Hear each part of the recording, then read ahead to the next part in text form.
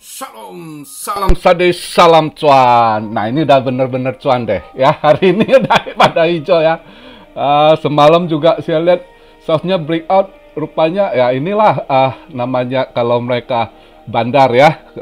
Paus-paus itu mereka mainkan market. Dibuat ini juga fear ya. Breakout dia ke bawah dulu ya kan. Sebenarnya kalau yang mentalnya kuat udah serok, pagi udah naik hijau, udah pada cuan ini ya. Ya, syukurlah puji Tuhan kondisi begitu kita masih bisa cuan ya. Berarti yang di atas masih kasih rezeki buat kita ya. Tapi begini, udah cuan masih juga banyak yang ini. Kok gimana udah mulai TP? Aduh, cuan juga bingung, gua masih harus ngurusin lu TP atau enggak. Padahal kan udah saya bilang, saya udah tulis jelas itu target 52, 53. Tapi gini lah, biar saya ini lebih. Kalau sudah di 52 Bitcoin ya, karena ini juga BTC dominance 40,6 ini. Aduh, maunya dia turun kenapa kek? Biar altcoin bisa terbang dikit. Ini waktu kita mepet juga saya lihat ya. Ya, lihatlah kalau dia bisa di 52 something ya udah TP. Mungkin besok lah. Besok masih aman saya lihat ya. Lusa sebenarnya saya lihat masih aman sih, tapi kita nggak mau gambling, kita cari yang aman aja. Besok kalau apa lihatlah kalau 52 di 52 53 ya kan. Itu di TP aja ya. Tapi paling bagus 52 lah ya. Soalnya takutnya dia di 53 nggak kuat. 53 itu key support gitu ya. Takutnya nggak kuat dia jatuh lagi gitu ya. Jadi kalau kita safe play di 52 something ya kan. Atau Anda kalau yang jaga lilin pas hit 53 udah TP gitu ya. Ya tergantung lah, ini masukan saya aja, sekedar masukan. Banyak yang udah cuan malah bingung TP atau masih hold ya kan. Ya, untuk sekarang masih 51.000 nih, sekarang 51.116. Jadi tunggu dia malam ini masih naik dia, masih ini ya. Masih hijau. Jadi kita itu dimainin ya. Jadi kuat-kuatan mental sama mereka ya. Tapi ya gitulah namanya market kan. Cuma ini habis ini serius dikit, kali ini serius dikit. Jadi kalau saya semalam saya ngecek, saya cek betul detailnya lagi, ini market masih besar kemungkinan turun ke bawah ya. Kalau dia nggak kuat ini. Jadi gini, sekalian saya bahas ya, jawab juga. Ada yang nanya ya, kenapa saya bisa tahu, kenapa saya pasti bulan tahun depan ya. Jadi ini sekilas gambar saya jelaskan. Pertama, saya kan udah bilang dari awal saya buat video, mungkin banyak nih subscriber baru nggak tahu. Kalau subscriber lama selalu saya suruh belajar. Kalau Anda mau di dunia kripto ini, bukan kripto aja, di saham atau apapun sebenarnya, kekurangan dari orang Indo adalah belajar ya. Nah, apa yang harus Anda pelajari? Segala ekonomi, makro, mikro, Anda harus ngerti gitu ya.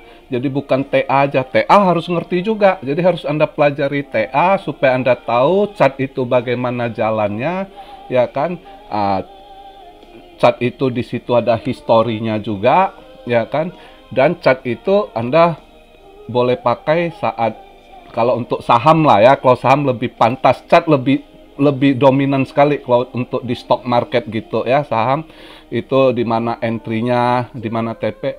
Kalau kripto kadang nggak terlalu ngikut juga ya. Cuma masih bisa dipakai untuk at least satu basicnya untuk Anda entry kayak gitu ya. Ada satu gambaran gitu. Jadi TA Anda harus tahu ya kan. Nah juga yang paling penting di kripto itu yaitu fundamental ya, itu terus pergerakan market. pergerakan market itu sangat-sangat penting Anda harus tahu. Jadi harus cari banyak indikator dari data on-chain-nya, ya kan, di chart Glassnode-nya, semua itu indikator. Harus cari beberapa indikator gitu. Baru ini terus Anda harus mengerti juga ekonomi. Dan selanjutnya, nah yang kalian nggak ada lagi apa? Membaca pola pikir para paus. Ya mungkin ya karena nggak hidup dengan bule, karena kurang tahu, Anda nggak pernah bergaul sama mereka, ya mungkin lebih saya sedikit di situ, siap mengerti mereka, siap pernah ini ya bergaul gitu. Maksudnya bergaul ya pernah kita betting horse bareng-bareng pas Kentucky Derby gitu ya, itu orang-orang petinggi dulu. Bukan saya paus loh, banyak yang pikir saya orang biasa.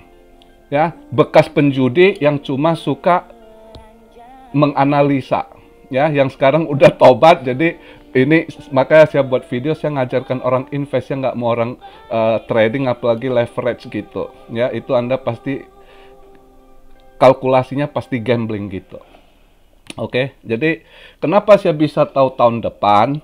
Ya karena saya pernah hidup di Amerika juga. Jadi saya tahu beda. Saya selalu jelaskan bulan kali ini beda dengan sebelum-sebelumnya. Banyak mereka orang-orang TA expert di kripto, ya, mereka fokus di kripto, tapi mereka lupa tahun ini tuh beda. Itu kripto TA expert luar, ya, mereka lupa bahwasanya, atau mereka bukan di Amerika juga, saya nggak tahu. Ini kali ini banyak institusi masuk, ya, banyak institusi masuk. Institusi itu bulan 12 itu mereka udah harus jual barangnya. Karena Pak, tutup buku mereka harus pajak, bayar pajak. Ya. Nah, itu cara kerja di sana gitu di Amerika, ya. Jadi makanya saya udah tahu dari 2 bulan lalu, terutama saat plan B itu, ya, saya lihat dia punya ini, dan saya nggak bisa buktikan, tapi dari suara si plan B ini saya sepertinya kenal orang ini, sering di interview gitu ya, dan cara penyampaiannya saya tahu, oh ini paus, itu plan B itu sebenarnya paus ya. Jadi cuma bukan paus yang mau jebak, saya rasa enggak, dia cuma target. Dan saya tahu dia juga di perusahaannya, cuma saya nggak ada bukti, saya nggak bisa ngomong siapa namanya. Saya tahu ini orang karena saya udah sering lihat interviewnya, cara dia menyampaikan sebelum di kripto, ya, masih 8 tahun 10 tahun lalu orang ini jelaskan soal market, komoditas, emas, logam mulia, ini tuh silver ya.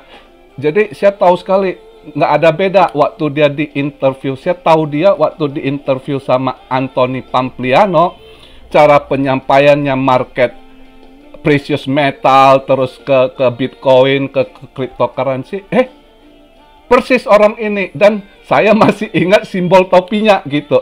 Cuma kan nggak bisa buktikan, saya udah, oh ini dia orangnya, saya udah tahu.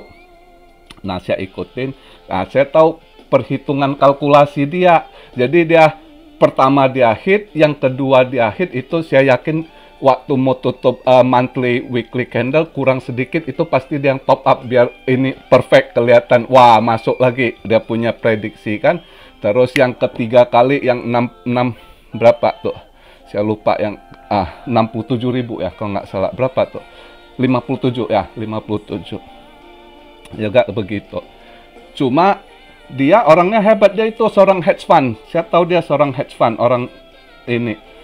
Nah, kalkulasi dia harga terus di-push dengan ETF, saya yakin. Nah, miss dia si plan B ini, dia nggak nyangka dia punya hitungan di ETF itu kena reject itu. Ya, di spot future itu kena reject. Nah, terus yang lain institusi mereka yang grup-grup ini yang mau manaskan, mau pompa, mereka juga nge-push harga. Kenapa? Mereka udah tahu bulan 12 mereka harus TP. Jadi kalau bisa saat bulan 11 itu penting di situ, mereka harus push supaya naik lebih tinggi, bisa cuan banyak baru buang. Ternyata nggak bisa. Ya. Sampailah di batasan 69, 70. Sebenarnya kalau orang TA, kalian nggak temakan dengan isu-isu, kalau kalian clear, kalian analisis saat TA di 69 something, hampir 70.000, itu di chart itu sudah double top. Nah, double top berarti harus banting ke bawah gitu. Ya, kalau sudah banting ke bawah, institusi udah di awal bulan 12, udah pasti harus buang barang. Ya, jadi buang barang, mereka harus nunggu tahun depan. Tahun depan institusi Amerika itu bulan 1 tuh mulai lagi kumpul. Ini kita mau investnya kemana? Strategi kita apa? Ya, itu nanti habis meeting, habis ini itu mungkin bulan 2 atau bulan 3 baru benar dia invest. Kita start di kuartal pertama atau itu begitu sistem kerja mereka. Nah, maka kenapa saya bisa katakan next bulan itu tahun depan? Karena setelah nanti mereka meeting lagi, ya kan, barang-barang udah ditekan harga ke bawah, udah serok, nanti ada barang murah sama-sama baru mainkan, baru lanjut lagi buran. Nah, di situ perhitungan saya. Nah, plan B tidak terhitung sampai sana, dia cuma ambisi ETF. Dia hitung tuh ETF tanggal sekian, tanggal sekian. Terakhir itu dia masih nunggu bulan 12 tanggal 31 ini. Itu juga spot future. Saya yakin pasti ditolak sama SEC ya. Karena dari 4 tahun lalu ya, SEC itu close spot future selalu ditolak ya. Nah, jadi di situ ada miss yang namanya kita menganalisa miss. Jadi segala angle harus dilihat ya. Jadi saya yakin plan B ini sekarang ya, nama manusia ya, saat dia hit, wah semua plan B. Sekarang banyak yang hujat. Nah, itulah manusia ya. Tapi masih ada yang terima kasih juga. Kadang saya lihat thanks anyway. Dalam 3 bulan ini gua dapat lumayan juga, cuan. Ada yang terima kasih, ada yang kurang ajar hujatnya juga. Aduh. Nah, itulah manusia. Jadi maka nggak ada yang perlu dibanggakan, ya kan? Kayak saya kadang saya lagi benar, saya analisanya, wah Om Rio begini, oh Korea, saya nggak ngaruh, karena saya tahu kalau saya salah pasti banyak yang hujat juga. Itu sifat manusia yang kadang nggak tahu terima kasih, yang nggak bisa analisa, taunya ya itu udah begini. Kalau dia kalah, dia lose, dia mencari kesalahan orang, itu banyak ya. Makanya nggak ada yang perlu dibanggakan, ya. Nah, itu alasan saya jelas ya, kenapa saya pasti sekali next bulan akan berlanjut di tahun depan. Ya. Karena waktu bulan 2017 orang-orang Wall Street, orang-orang hedge funds ya, asset manager belum masuk. Dan harga masih murah. Harga murah untuk mereka kapasitas ngepamnya sekian, misalnya waktu itu harga 15.000. Dia pump ke 50.000, berapa ratus persen. Mereka kan kalau secara TA, secara ini di buku, wah, bisa pump sekian ratus persen. Mereka nggak tahu saat Bitcoin sudah di atas 50.000, lo mau ngepump 10% itu butuh berapa biaya? Ya, lo mau di atas 60.000, lo mau menaikkan 10.000 lagi ke 70.000 itu harus berapa ratus bilion. Duit siapa gitu? Ya kan? Nah, jadi mereka nggak perhitungkan ke sana, ya kan? Terus lagi supply, print uang itu ada nama data M2 itu, kamu harus tahu antara kurs dolar udah berapa tuh parahnya, dia punya kurs, dia punya supply uang udah berapa, itu semua ada gitu, ya. Jadi ada hitungannya, oke? Nah, jadi kenapa saya pastikan next bulan di situ, dan saya udah pernah sampaikan juga. Kalau orang JP Morgan telat masuk, dia udah pernah bilang yang cocok itu mereka, karena dia tahu kan kayak MicroStrategy, Goldman Sachs, mereka kan pegang barang murah, ya kan? Ada yang di bawah 30,29 ya kan, buat JP Morgan saat itu ada yang ngomong kalau sama-sama pegang barang 35 BTC di harga 35.000 baru enak tuh kita pam. Dia ada sempet itu interviewnya, saya lihat gitu kan. Nah, jadi banyak, kita harus lihat banyak angle gitu dan berita gitu ya. Jadi bukan hanya baca berita, juga harus banyak lihat interview gitu. Oke. Nah, terus kalau Anda tanya saya untuk data harga, nggak ada. Itu Anda mungkin curiga atau apa, saya ada, nggak ada. Saya cek-cek event itu ya di Coin Market Calendar. Terus ya misalnya ada kontrak-kontrak expired, entah itu GBTC, ya itu kan di Grayscale kamu bisa cari. Terus kalau untuk future kontrak di expire di CME juga ya, bisa kamu cari itu datanya di situ. Lain nggak ada tanggal-tanggal spesial harga, nggak ada. Itu nggak ada seorang pun yang tahu ya market mau dibawa kemana pos ini. Cuma kita aja harus, kalau Anda bisa baca pola pikir mereka gitu ya, karena saya pernah hangout lah ya, karena saya dulu di Amerika banyak customer saya itu orang-orang kelas atas gitu. Jadi, nah orang-orang di atas sana dulu banyak yang nggak sombong. Walaupun saya seorang chef saat itu serve mereka, saat mereka tiap hari jadi langganan, terus jadi temen gitu. Jadi kadang weekend, misalnya ada yang seneng horse racing ya. Udah kita bahas, oh kamu ngerti horse racing? Iya, oke, ini gua ajak lo ya nanti weekend ya. Ada race besar udah. Jadi di situ saya lihat pola pikir, cara mereka betting gimana, ya kan? Nah, di situ kita membaca pola pikir mereka juga. Jadi di situ ya, bukan karena saya paus ini itu banyak curiga, oh saya paus, semua best analisa, saya orang biasa, cuma saya pergaulan, saya bukan orang TA juga, kebetulan saya juga ada kenalan di Amrik tuh seorang anak muda yang jago TA ya, bukan jago aja, dia sendiri ada buat chart gitu ya. Jadi kadang kalau saya lagi ini lihat bingung, saya nelpon dia ya, ini gimana? Nah, anak mudanya ini selain smart, orangnya juga low profile, ya. Selalu kalau saya tanya, selalu dia jelaskan. Oh, begini, begini, gini. Nah, jadi itu makanya bukan saya orang pinter atau saya cuma bergaul dan saya pakai sarana ini ya untuk berbagi ilmu, berbagi informasi. Oke, jadi itu aja. Semoga ini yang ditanyakan, bukan si Anha, sebenarnya udah berapa banyak yang tanya saya ini itu ya.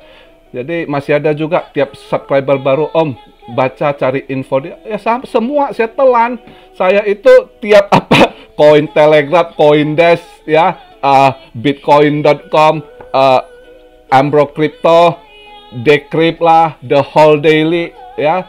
Itu yang gratis saya baca juga. Saya ada langganan bulanan ya, misalnya Bloomberg News gitu ya, Wall Street Journal gitu ya. Jadi banyak yang saya baca. Selain itu juga saya suka nonton interview. Saya selalu suruh kalian, kan banyak saya bilang itu kalian boleh lihat. Misalnya kalian pengen belajar makro, sering-sering nonton. Kalau makro tuh si Raoul Pal jago makronya gitu ya. Yang lainnya si ini juga boleh, George Gammon. Udah sering saya sampaikan, Lynn Alden gitu ya. Kalian untuk yang pengen tahu komoditi logam mulia ini tuh Kitco News gitu ya. Jadi berita ya, harus banyak serap begitu ya. Jadi apa yang saya dapat ya, saya bukan 1-2 hari, saya nonton ini udah belasan tahun gitu. Jadi apa yang ini saya tahu gitu ya.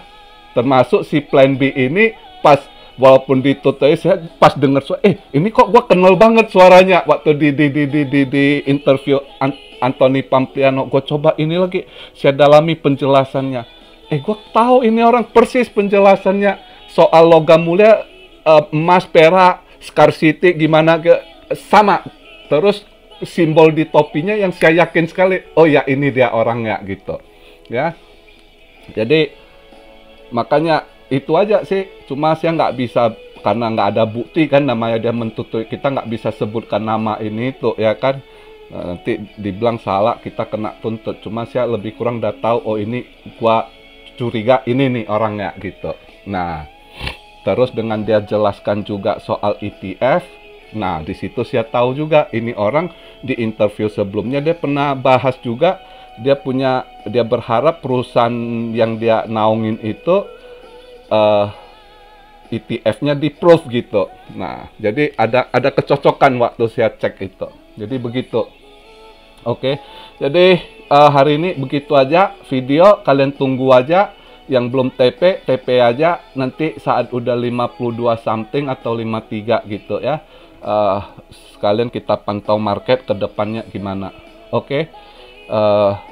Cuma masih hati-hati. Kalian harus TP. Kalau yang udah cuan TP, jangan hold dulu ya. Ingat ya, karena saya lihat market mungkin bisa aja kalau dia ini dibanting ke 40 gitu ya. Jadi kita nggak mau ini ambil resiko, lihat market masih nggak jelas ini ya. Masih patternnya masih bearish itu ya. Jadi masih ada aja dia bisa ke bawah gitu. Cuma untuk 1-2 hari ini saya lihat masih aman ya. Hari ini, besok. Pokoknya kalau hari ini pun dia udah hit 50 something, 52 something, kalau mau yang aman ya udah TP aja gitu. Ya.